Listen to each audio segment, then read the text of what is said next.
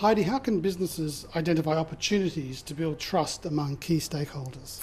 At Symantec, we've spent a lot of time thinking about trust. It's the very foundation of our brand promise to our customers, and it's something that we take very seriously. Building trust is constant work. Trust is a living, breathing thing. And it's important that we understand when we're building trust that it's not the product of one instant communication. It's the product of 1,000 communications over the lifetime of the customer. It needs to be consistent. Organisations now face an enormous challenge with the channels of communication that we have with our stakeholders and with our customers. And the message has to be consistent across those channels. To build trust, we have to keep promises. And sometimes those promises are not revenue generating. They're a direct cost to the business. But at Symantec, we've made it a priority to understand the security threats. We've said to people, you can trust us with the stuff that matters to you to keep it safe. And so we spend money and resources, time on educating families, on educating children. We have people employed whose sole job is to go to schools, to work with the Girl Guides, to work with the Cub Scouts, to help people learn where the risks are online and how to keep themselves safe online.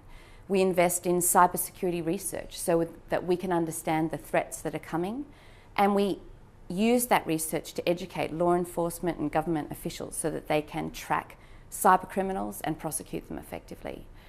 And I think the last element of trust is probably the most critical one, and that's be respectful to your audience, to all of your stakeholders. If you ask them a question, listen to the answer and respond to it. And I think that that's a big risk for organisations because it has the potential to create a credibility gap if you don't respond when through all of your social media channels or your communications, when you don't respond to your stakeholders. Employees rank fairly highly as credible spokespeople compared to CEOs. What kind of challenge does this pose for business as a whole? I think the value of the employee as a communicator to build trust is a great opportunity for business.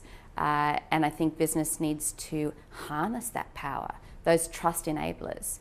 In Hong Kong, I think the challenge is unique. On one hand, as an Asian country, I think to trust in employees and encourage your employees to be the voice of the organisation is countercultural, where in a society where we do place a lot of emphasis or priority on that senior leadership.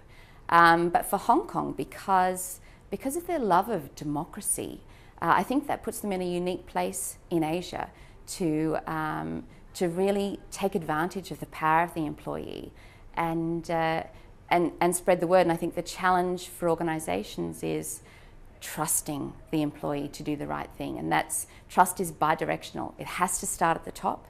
That transparency, that credibility, the character of the leadership to empower the employees to be that voice.